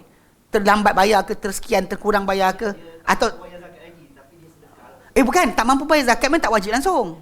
Zakat ni hanya berlaku kalau kita ada harta, cukup haul, cukup nisab baru kena. Kalau tidak, tak ada. Bukan maksud dia kita kata maksud dia kita wajib bayar zakat. Wajib zakat tadi hanya pada siapa berharta saja. Orang yang tak ada harta tak perlu cari harta untuk bayar zakat. Kenapa kerja ni? Nak bayar zakat. Kau apa hal? Mana dia kadar, dia jaga keluarga dia cukup dah. Cuma orang yang ada tadi, macam kes yang orang yang kaya-kaya kan. Kaya kan. Dia nak dia bayar zakat. Tapi kadang-kadang terculas, tersekian. Kalau terkurang apa-apa kadar, atau dia terlepas, dia terlupa, atau dia tak terbuat, atau ada tahun tu dia macam terkedekut sikit. Okey. Then sedekah sunat ni akan tampung. Sebab soalan tu akan timbul macam tu. Sebab tu bila orang tanya soalan pada saya ingat berapa tahun lepas lah, dia tanya soalan, ustaz, ada ke dalil siapa tak solat, puasa tak diterima? Dia tanya soalan tu. Saya tanya balik soalan pada dia, saya kata apa? Ada ke Muslim tanpa solat? Walaupun sebenarnya jawapan ni hadis ni lah. Sebab kalau lepas solat, baru ditanya yang lain. Kalau solat tak lepas, jatuh. Gugur. Kalau tak guna, kita kata benda yang lain. Kalau dia kata solat tak ada. Macam mana orang tu tak solat dan diterima? Mana ada? Bagaimana ada Islam tanpa solat? Mana ada Islam tanpa solat? Pernah dengar ke Islam tanpa solat? Para anbiya semua solat. Mana ada para anbiya tak solat? Itu tunggulah nanti. Nak tahu kena, tunggulah. Ini semua benda masalah. Dan memang kita kata kejahilan tadi dan sebagainya. Allah Ta'ala maha pengasih, maha penyayang. Tapi memang kena. Confirm kena. Kadar dosa tadi kan ikut kadar lah. Kalau dia beriman, dia solat tadi, dia jadi macam ahli maksiat lah. Maksud dia mungkin dibakar ikut kadar dosa dia banyak mana, kemudian dilepaskan. Itu tak mustahil. Itu yang kita faham berkenaan dengan orang yang mati dalam keadaan apa? Buat maksiat. So dia anggap pelaku maksiat. Tapi untuk orang tu lepas, yang kita bincang ni kes lepas. Orang tu rasa, saya tak solat tapi saya sedekah. Lepas tak? Tak bincang pun. Sedekah awak tak bincang. Dibincangkan tu pertama ni tadi. Kalau ini tak buat, yang lain dia buruk. Macam orang yang buat benda amal tapi tak syahadah. Syahadah tak ada, tapi dia buat amal. All the good things dia buat. Tak maki orang, tak caci orang. Atau macam ada orang kata apa? Islam tanpa Tuhan. Beragama tanpa Tuhan. Mana ada ayat itu? Jadi, ini sesat ni. Beragama tanpa Tuhan. Mana ada? Tak. Kalau tuan-tuan cari dekat internet ada. Beragama tanpa Tuhan. Eropah beragama tanpa Tuhan. Ini sesat. Maka disamakan slogan revolusi Perancis dengan la ilaha illallah. Ini gila kan. Ini contohnya. Kalau dia tak ada pada dia la ilaha illallah tadi, biar segala amal dia buat semua hangus. Faham? Dia itu yang kita tahu akidah dia ada. Dan barulah bincang masalah ibadat tadi. Kalau akidah tak ada, nak bincang ibadat. Dan ibadat pertama ditanya adalah solat. Kalau solat tak lepas, nak lepas yang lain buat apa? Yep. Ya.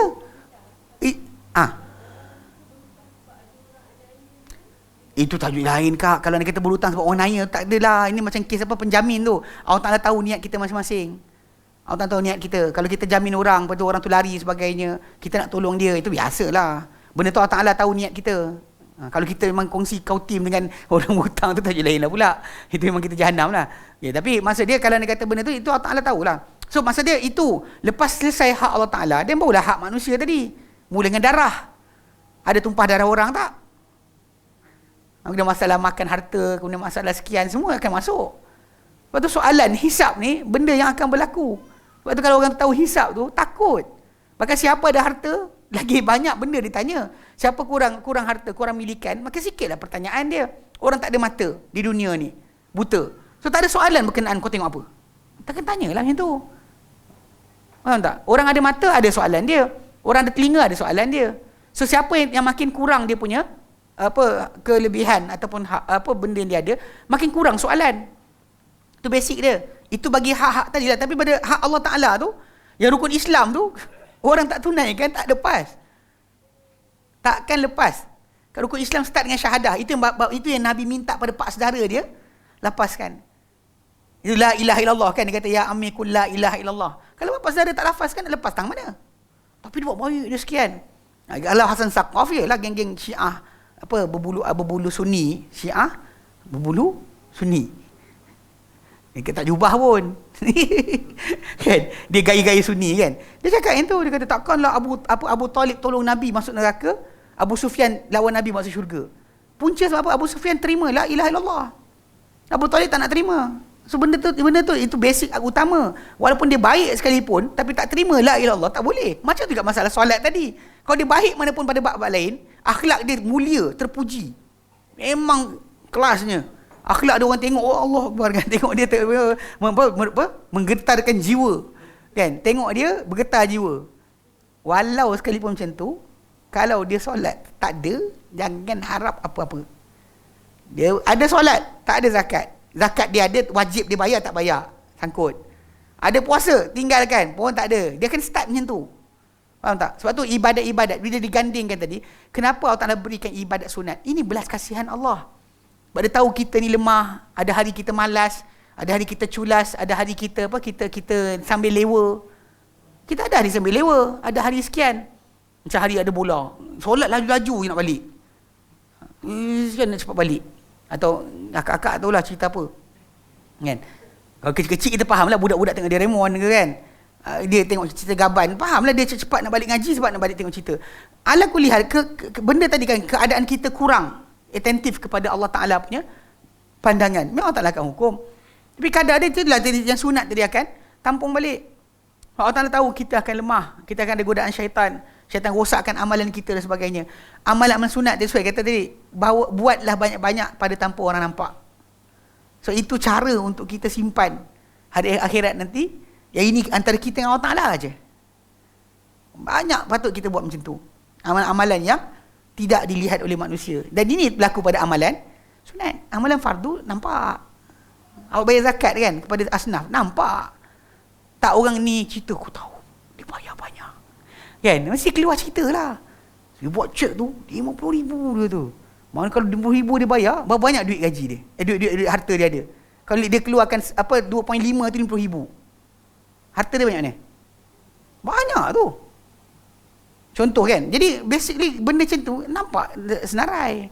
Kita bayar ke sini ke sana, bayar ke apa, mana tempat kita bayar, orang tahu. Tapi bila sedekah-sedekah sunat ni, ini yang payah hari sebenarnya. Orang datang dia minta sedekah kan. Cik, kita dah mula datang pula.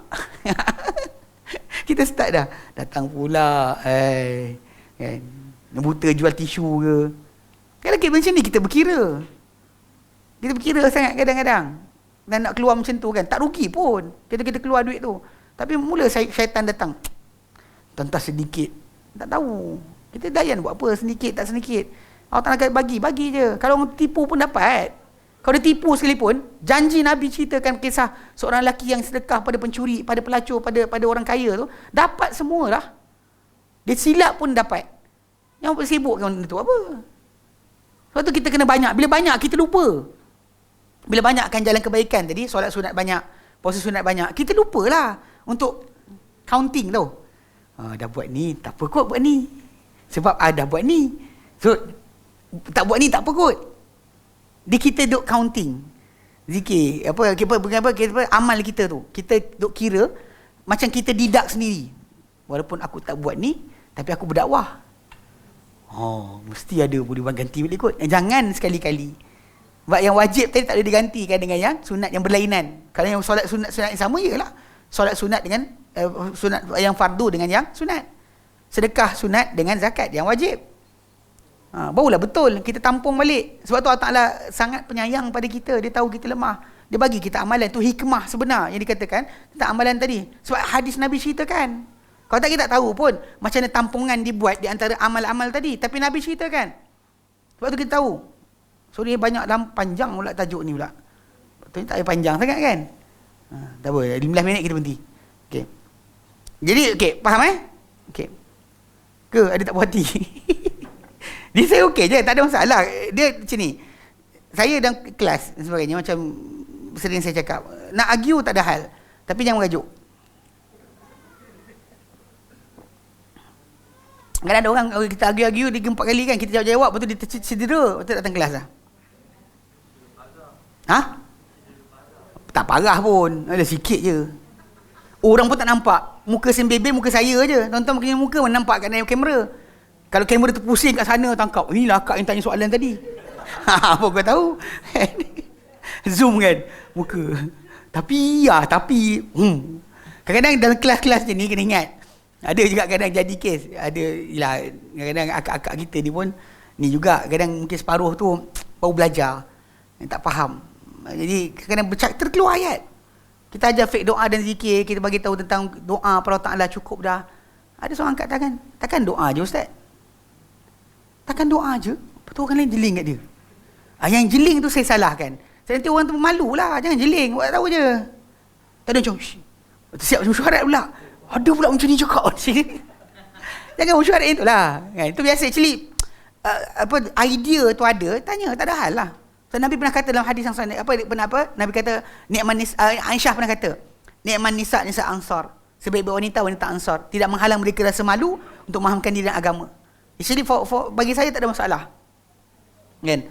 Cuma soalan tu, fikir betul-betul nak tanya soalan tu. Jangan tak bijak. Yang soalan tu tak bijak tu masalah. Okay. Faham Apa?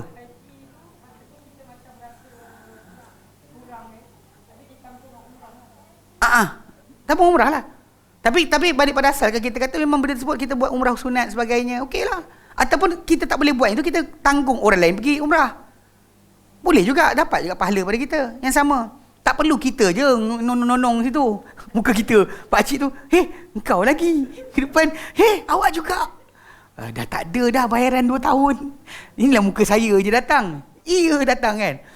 Pasal awak kena ingat, dalam amalan sunat tadi macam tu, ada kewajipan lain juga. Kadang-kadang orang sibuk pergi situ kan, duit dia banyak. Kadang ada orang separuh tu, duit dia banyak macam, pergi murah je lah. Macam nak tampung pergi US hari tu, pergi Melbourne, pergi sekian. So ditapis-tapis dengan umrah. Supaya nampak macam kat sini, kan, nampak macam lara sikit. Tampung dengan. Faham tak? Itu kena jaga sikit. Jangan ada sikap macam tu. Sebab kita balik pada asal, kadang-kadang orang yang orang yang beramal, macam Ibn Qayyim sebut kan, jalan-jalan syaitan dia lupa mana yang lebih patut untuk diri dia. Mana lebih patut untuk diri dia. Sebab contoh macam kes untuk orang kaya, yang utama kepada dia bukan masalah banyak pergi umrah. Yang utama adalah banyak infak. Macam orang ada ilmu banyak, yang utama bukan dia makin banyak tambahkan hafal hadis, tapi dia banyak menyampaikan. Sebab dia kena dengan kerja. Kalau awak ada ilmu, awak sampaikan. Kalau awak ada duit, awak infak. Itu cara dia, betul dia. Tapi kadang orang tu rasa macam, tapi tak payahlah ayah pergi. So kadang-kadang dalam kerja tu keseronokan diri sendiri pun ada.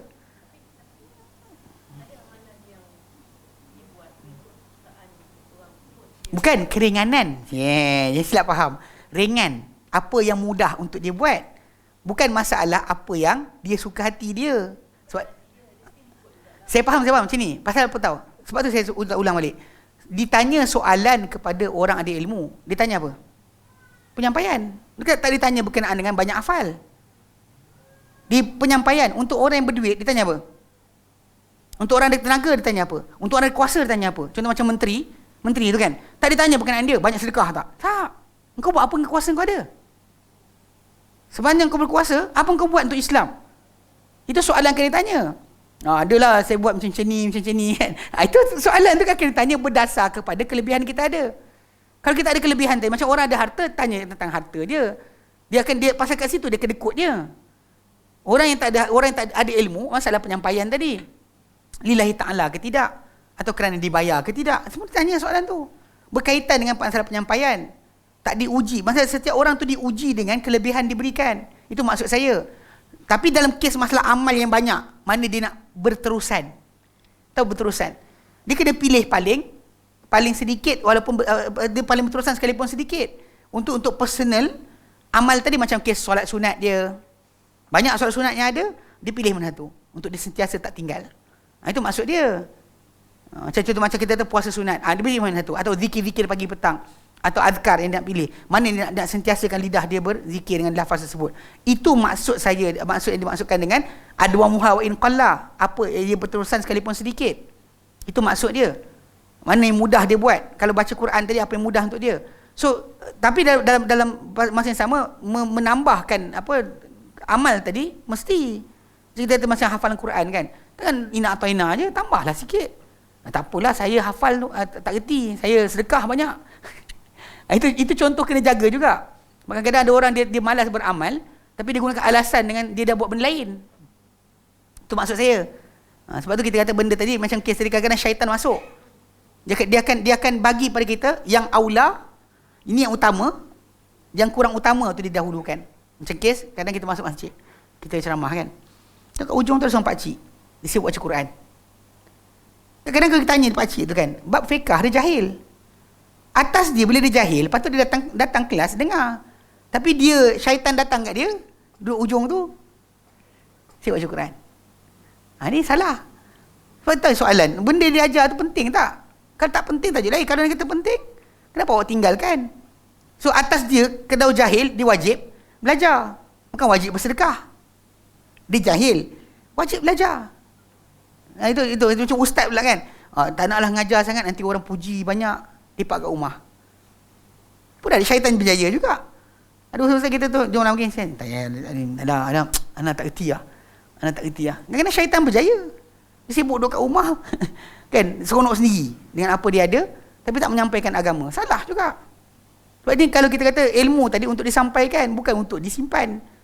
Kalau disimpan tak ada bertambah-tambah Disimpan, dia makin bertambah dengan diberi. Jelas tak?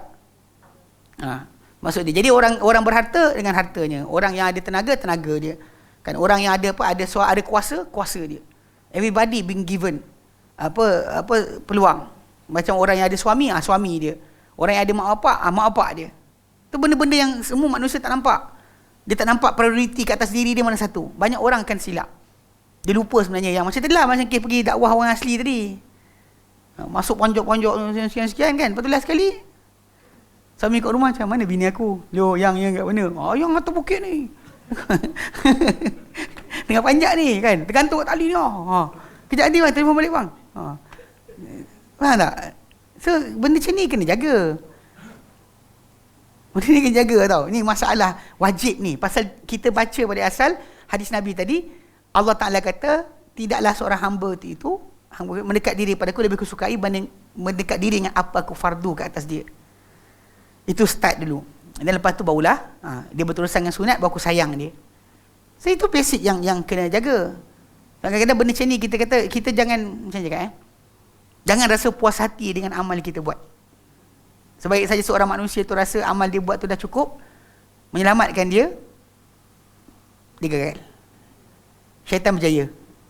Sebab kita tahu bahawa benda ni bukan sifat yang ada pada salafus soleh.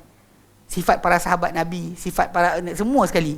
Mereka, Abu Bakar pernah dijanjikan, Quran sebut tentang Abu Bakar duduk dengan Nabi dan gua sebagainya. Tapi ketika dia tenung burung kan, terbang atas pokok, dia kata alangkah baiknya kalau aku jadi burung. Dia kata mati, makan, mati, tak ada kena hisap. Tak ada kena hisap, dia bimbang. Walaupun kita kata dia seorang sahabat yang hebat, Nabi berikan dia macam-macam kelebihan, tapi dia nak mati, dia dalam keadaan harian pun dia tenung diri dia takut. Ini benda yang kena ada pada diri seorang mukmin, seorang yang mengikut manhaj salaf. Dan salaf tadi bukan sibuk berkenaan Allah di atas arasy je. Dia itu satu part daripada banyak part lain. Satu part yang tu, kemudian kita tambah lain. Dah faham berkenaan tajuk mutawatir yang Allah di atas arasy, dan apa sikap kita kena ada. Tu kena jaga juga. Lepas tu amal, macam kita baca Quran tadi kan, semua orang beramal. Orang buat jahat pun letih, amilatun nasibah. Orang yang masuk syurga pun apa? Lisa'iha radiyah. Wajah tu kenikmatan kerana usahanya yang diredai. Mana dia kosong-kosong. Memang betul. Masalah apa? Masuk syurga rahmat Allah Ta'ala, tapi layakkah anda rahmat Allah Ta'ala kalau tak ada amal? Okey, faham? 5 minit lagi, 7 minit lagi. Okey. Al-Mas'alah itu persoalan kedua.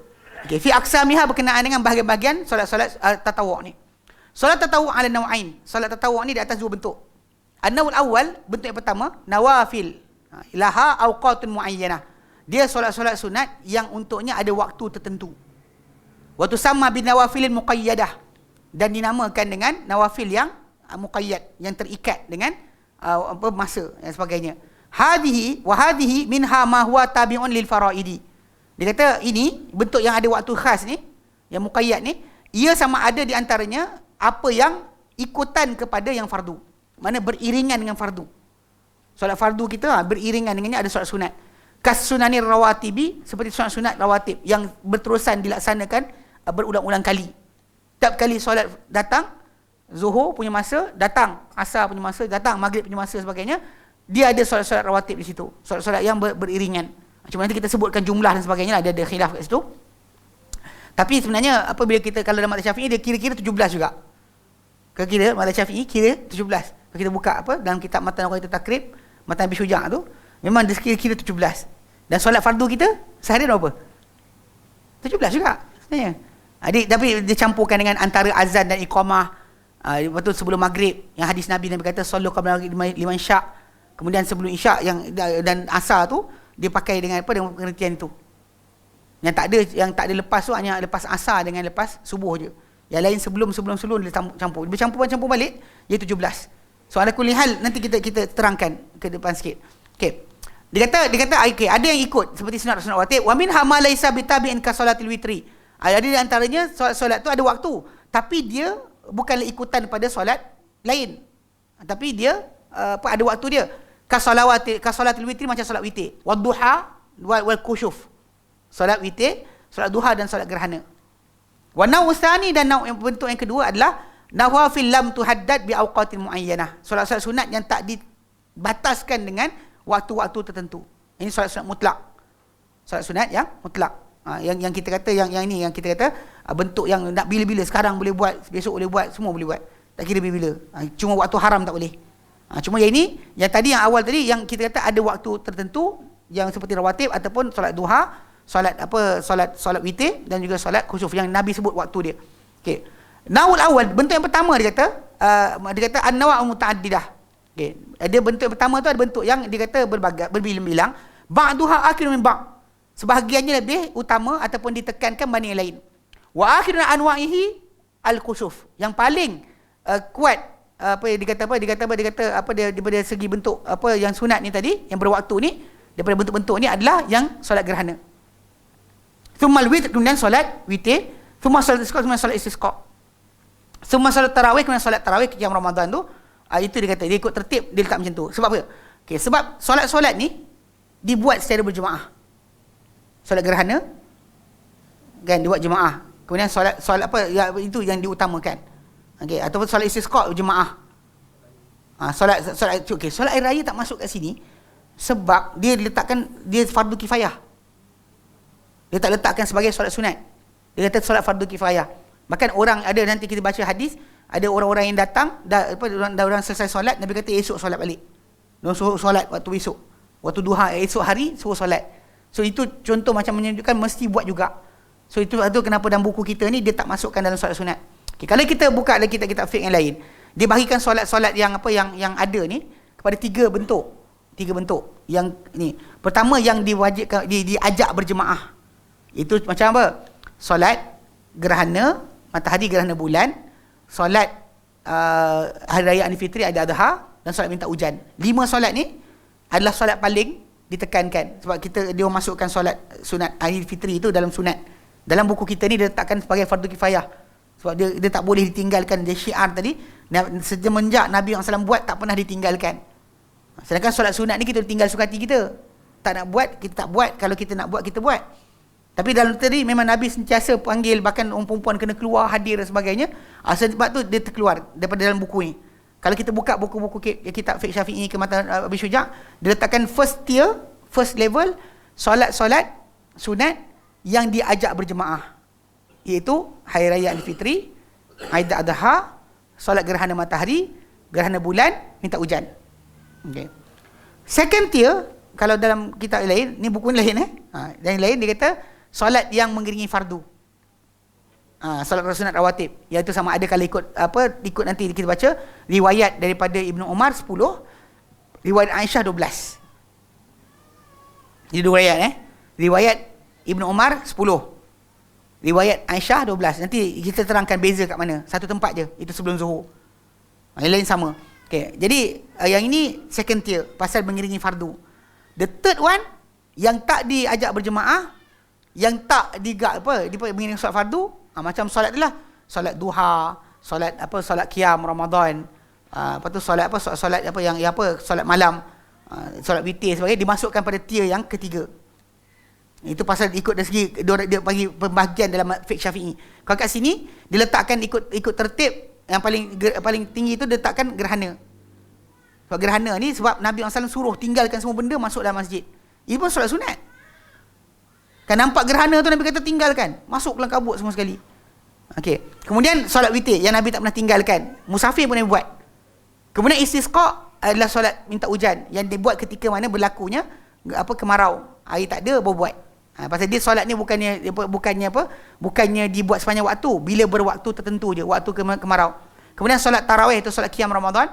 Kerana sebenarnya ini solat qiyam Ramadan atau qiyam tarawih ni sebenarnya dia masuk solat malam. Pasal ikut Aisyah radhiyallahu anha punya hadis, dia serupa je ketika Ramadan atau luar Ramadan. Yang hadis Aisyah kata Nabi tak pernah lebih 11 rakaat Ramadan atau luar Ramadan, menunjukkan bahawa solat tu solat yang sama. Cuma Ramadan tu waktu lebih utama. Cuma Nabi SAW dahulu solat ikut timing dia. Nabi buat 11 rakaat tadi, ada Nabi buat tengah awal malam, tengah malam dan akhir malam. Tapi zaman Umar, zaman para sahabat, Umar dia satukan di belakang Ubay bin Ka'ab. Untuk siapa nak solat belakang Ubay bin Ka'ab. Ubay bin Ka'ab pun 10 akhir dia lari. Dia lari, dia solat sendiri, tak ada solat dengan orang. Alhamdulillah, tapi yang Umar kata barang siapa tak hadir ini, kan, ini sebab bid'ah inilah, nikmal bid'ah tu hadir, dia kata barang siapa tak hadir ini, datang lepas ni atau solat lepas ni baik daripada siapa yang hadir. Tu ni kita akan bincangkan depan sikitlah tentang masalah apa qiyam Ramadan ni macam mana. Yang mana orang kita biasa kalau pergi dua-dua sekali dibantai. Awal malam, akhir malam dibantai dua-dua. Lepas tu masuk subuh pewai. Kan? Goyang-goyang. Masbuk tak benda lagi. Cerah baru solat. Dekat mana tanah haram? Ini masalah ni. Ni jaga-jaga sikit sebab orang kita salah faham bab ni. Nanti kita bincangkan. Okey. Yep. Yang tadi sebut kan, kategori pertama tu kan. Pertama yang berjemaah, dia ajak berjemaah, ada 5 solat. Lepas tu kemudian solat yang iringi fardu. Itu solat yang rawatib. Second. Lepas tu the third one, duha, yang tak diajak berjemaah, tak iringi fardu.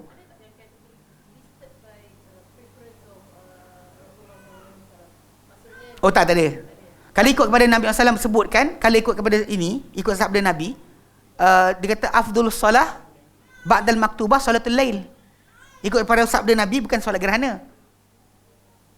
Seafdal solat selepas fardu solat malam. Itu kalau ikut Sahih Muslim. Lafaz Nabi macam tu. Sebab tu kita cinilah pada konsep kelebihan tadi, keutamaan tadi, para sahabat perhatikan berdasar pada urgensi. Ada separuh tengok urgensi, dia letakkan gerhana awal.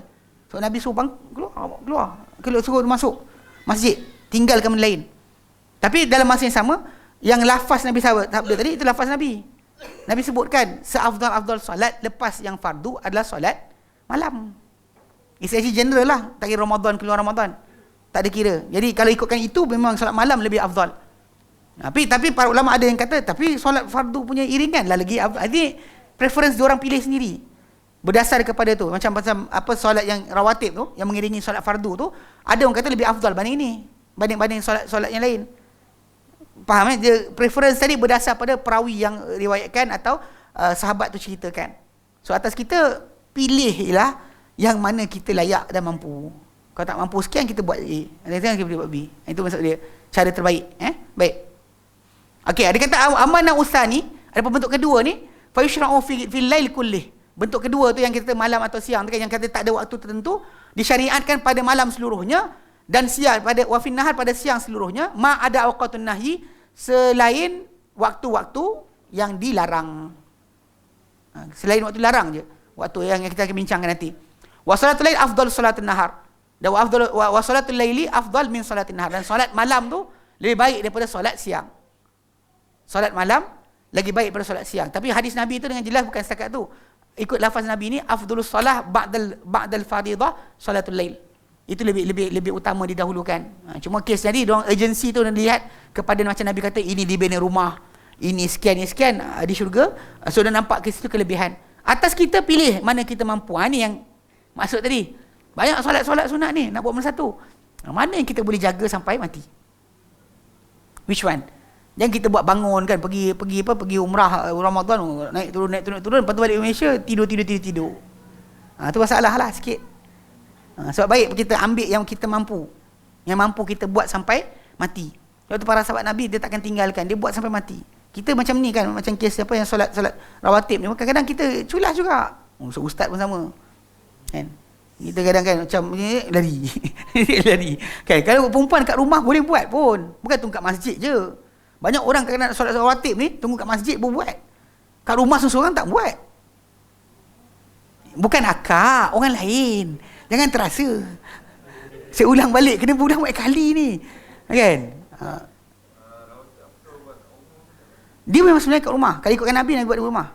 Actually ada umum lafaz Nabi. Afdalu salatil mar'i fi baitihi ila al-maktubah. Seafdal solat seorang itu adalah di rumahnya kecuali fardu. Tapi kalau kita punya rumah dengan masjid lambat, jauh kan. Dan kita buat dekat masjid lah. Terus pergi awal dan sebagainya. Bahkan menanti solat ke solat berikutnya juga adalah afdal. Contoh kita datang awal, menunggu solat. Kita dah dalam solat. Menunggu solat tu dah memang benda yang patut kita buat. Datang awal ke masjid kan. So akan menyebabkan kita kena solat kat masjid. Memang Nabi sendiri, Nabi akan buat dalam rumah dan kemudian keluar. Tapi Nabi punya bilik tu dengan jarak gitu, pelangkah je. Para sahabat Nabi dalam masjid.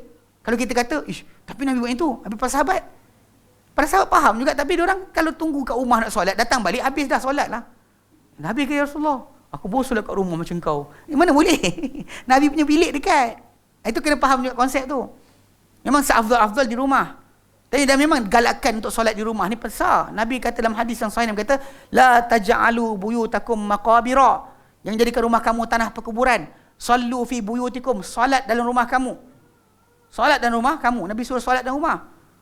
Ini benda-benda yang kita kena faham. Rumah tu kena ada solat-solat sunat. Buat. Ini televisyen manjangkan. Nampak. Hindustan, Korea. Apa lagi? Lelaki bola. Kan. Manchester lah apa benda kan, ngarut tu. Ni benda macam ni kan, kita kata benda tu balik pada asal. Kita kena isi rumah kita jadi ibadat juga. Bukan masjid je. Cuma di rumah solat-solat sunat untuk lelaki lah. Untuk perempuan fardu ke sunat ke tambahan, itu jadi kes rumah tu akan tak dimasuki syaitan.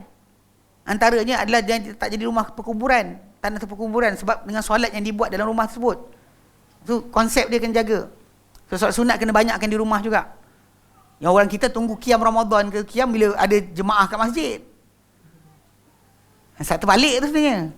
Sebab tu Omar kata, Omar dia buat kat masjid tu, dia paksa belakang Ubay sebab tak nak kelang kabut berterabur. Orang ni belakang orang ni, banyak jemaah dalam masjid. So Omar satukan terus. Dalam masjid seorang imam. Siapa tak nak balik rumah, suruh itu. Dan bila jadi itu, satu imam je lah. Tapi tu Omar kata, barang siapa tak hadir ini, tidur. Dia tidur untuk yang first ni, bangun lepas ni lagi baik siapa yang hadir. Man nama an hada, kan? Siapa tidur daripada hadir yang pertama. Pasal ni awal malam. The best solat untuk malam adalah akhir malam. Sebab tu Umar kata, siapa tak hadir, dan dia sendiri tak hadir. Dia jalan-jalan, orang tengah solat tu dia jalan tengok orang. Lepas tu dia balik. Kena faham tu konsep dia. Sebab tu orang kita kadang dia cakap banyak masalah tak? Nanti cedera salah. Tu cedera. Tak niat lah, tapi benda ni terkena sikit. So kalau ikut kepada afdal tadi, solat malam lah. Solat malam lah. Tapi di rumah actually lagi baik. Tunggu apa, kena jemput ustaz apa, ada buat apa, zikir munajat tu, itu bukan. Masjid buat baru ustaz solat. Lepas tu kita ada banyak contoh-contoh tadi kan. Pick which one yang kita boleh buat sampai mati. Pilih. Ini yang kita kata mana lebih mudah. Akak sebut tadi kan. Ni pilih salah satu. Daripada banyak-banyak amal sunat ni kan. Pilih mana satu daripada solat sunat. Sedekah tadi, kalau kita bincang sedekah nanti, bagi keluarga ke, kan, fakir miskin ke, anak yatim ke, kita pecah-pecahkan ke mana, terpulang kita lah. Itu maksud kita pilih jalan yang kita paling mudah untuk kita buat. You do it, tapi kita pilih yang paling ringkas. Macam tidak solat tadi, kita pilih mana satu. Faham Wallahu a'lam. Berhenti sini, teruskan, tak boleh berhenti. Dan 11 dah. Dia tu lagi. Okay.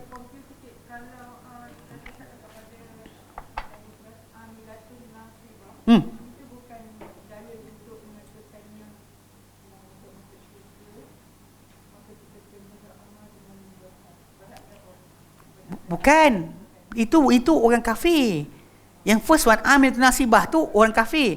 Kita yang masuk syurga, insya-Allah, ayat tu bunyi apa? Wujuhun yauma idzin naimah lisa'iha. Sa'yun apa? Effort, usaha. Kerana usahanya yang diredai. Saya tak baca dua, saya baca dua. Saya baca untuk orang kafir kena letih penat untuk masuk neraka. Orang masuk syurga pun kena letih penat juga. Dia bukan maksud dia tak ada amal. You don't ever just because you anak siapa atau isteri ustaz ke apa sebagainya kan. Tak ada.